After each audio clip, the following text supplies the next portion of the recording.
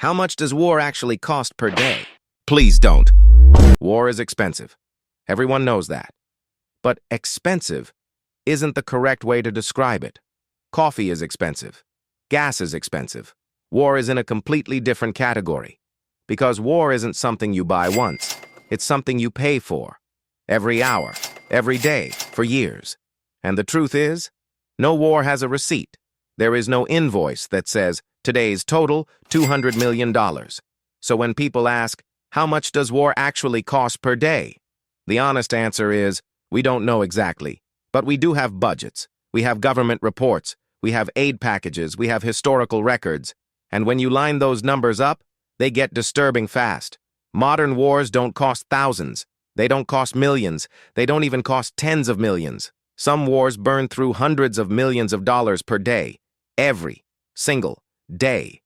And that's just the financial side. That's not counting destroyed cities, lost productivity, or the fact that entire countries sometimes have to rebuild from scratch.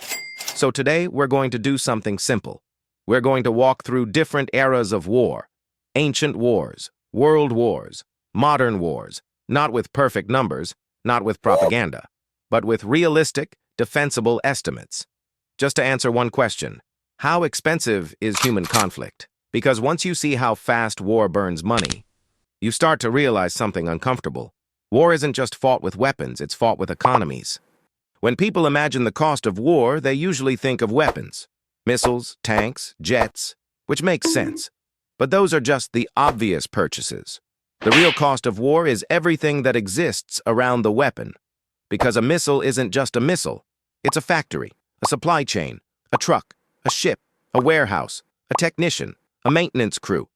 Let's start with soldiers. Every soldier gets paid. Not nearly enough for what they're doing, but they're getting paid. Multiply that by hundreds of thousands of people, and suddenly payroll alone becomes a national expense. Then you have food. People eat constantly, thousands of tons of food every day, and that food has to be grown, processed, packaged, transported, guarded, and stored. War is basically a very aggressive catering operation. Then there's fuel. Modern militaries burn millions of gallons of fuel daily, which is why fuel is usually one of the largest line items in military budgets. Then comes ammunition, small arms ammo, artillery shells, tank rounds, missiles, rockets, guided bombs. Some missiles cost more than houses, some cost more than entire apartment buildings. And the fun part? You only use them once. War is the only industry where destroying your own product is the business model. Then maintenance. Everything in war breaks. So you're constantly repairing, replacing, and rebuilding. Then there's logistics. Trucks, ships, planes, forklifts, warehouses, convoys, drivers, planners. Logistics is so important that militaries openly admit that most wars are won or lost by supply, not gunfights. Which is another way of saying, you can't shoot if Amazon doesn't show up. Then there's medical care, battlefield medics, hospitals, evac helicopters, surgeries, rehabilitation, long-term care. Modern medicine saves lives, which also means modern war budgets include decades of healthcare costs. And finally, there's the invisible stuff. Intelligence, satellites, cyber operations, surveillance aircraft, data centers, contractors, private companies doing very expensive, mysterious things. None of this shows up in battlefield footage, but all of it shows up on the bill. So when we talk about the cost of war, we're not talking about one giant pile of money.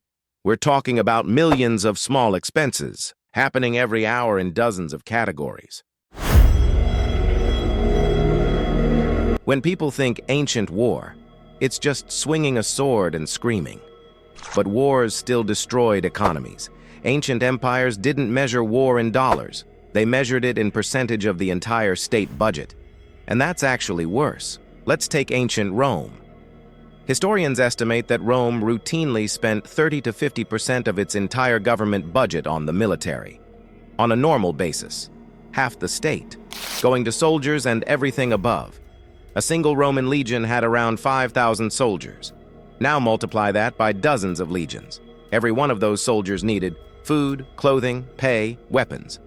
And Rome didn't have refrigerators, so food had to be harvested, transported, and protected constantly.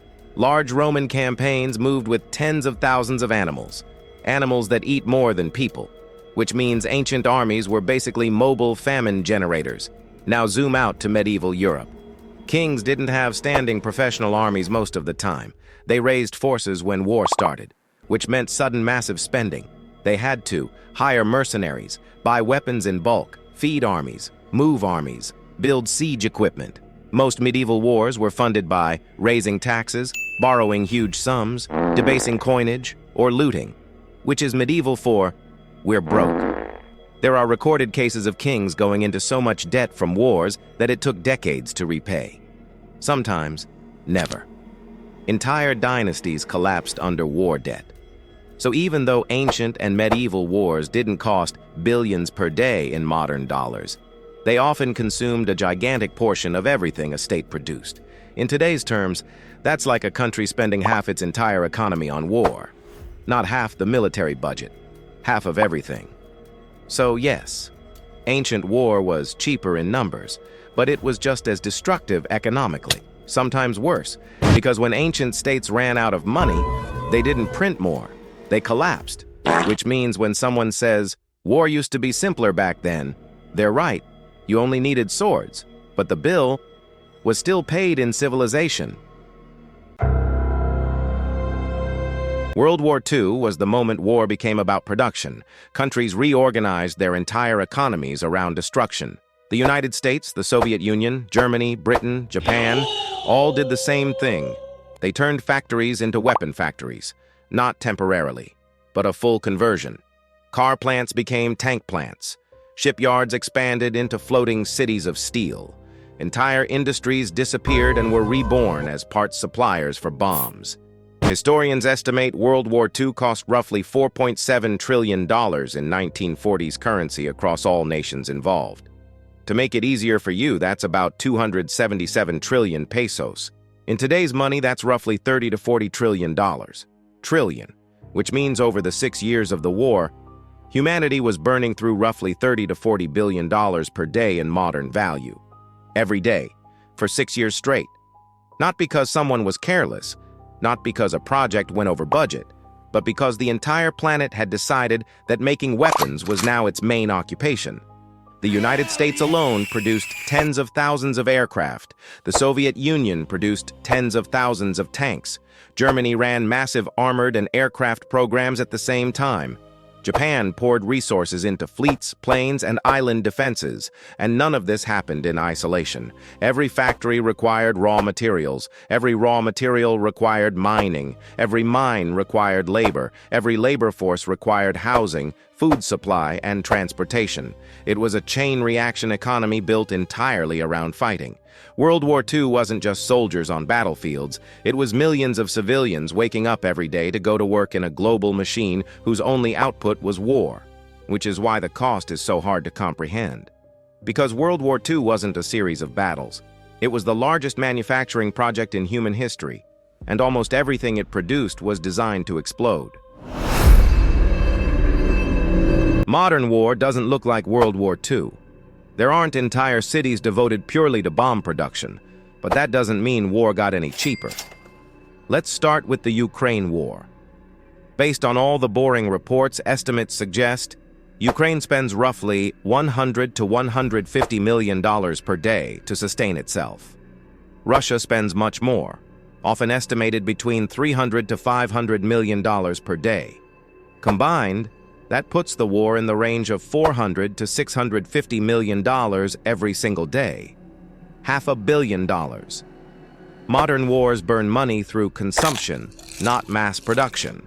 Precision missiles, guided artillery, drones.